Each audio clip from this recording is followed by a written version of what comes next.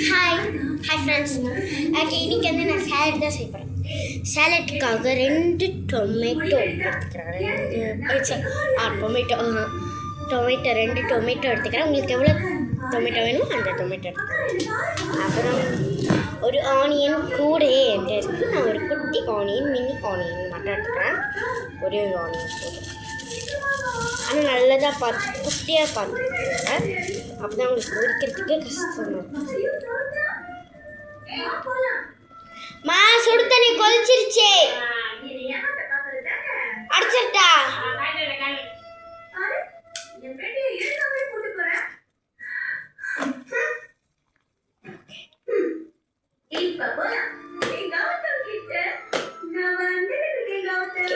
Sorry, time waste பண்ணிட்டேன். ஒரு mini நான் வந்து ஒரு 4 ஆனியன் எடுத்துக்கிறேன். 4 ஆனியன் எடுத்துக்கிறேன். 4 ஆனியன் நல்ல ஆனியனாக பார்த்துக்கோங்க.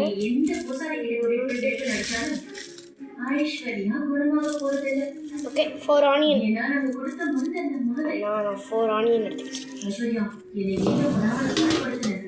இதை இப்போ கட் பண்ணி இது எல்லாத்தையும் கட் பண்ணிடலாமா? ஓகே, வாங்க.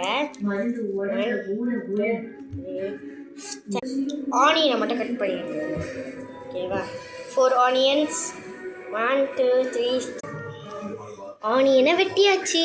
எனக்கு நிறைய தான் ஆனியன் இருக்குது. 4 ஆனியன் இருக்குது. 3 ஆனியன் தான் வெட்டணும். ஓகே, இப்போ இந்த 2 டொமேட்டோ வெட்டிடலாமா? 1 2 3 வெட்டிடலாமா? வெட்டிடலாம். டொமேட்டோ வெட்டியாச்சு. யார் யாரெல்லாம் இந்த மாதிரி பச்சை டொமேட்டோ சாப்பிடுங்களா? முக்கியமானது இந்த டொமேட்டோ வெட்டிட்டு பிறகு டொமேட்டோவோட இந்த டொமேட்டோ விதை இருக்குல்ல, அது ஓரமாக ஒதுக்கி வச்சுக்கோங்க. ஆனியன் இந்த மாதிரி பொடிசாக கட் பண்ணி டொமேட்டோ விதையை ஒரு ஓரமாக வச்சுக்கோங்க.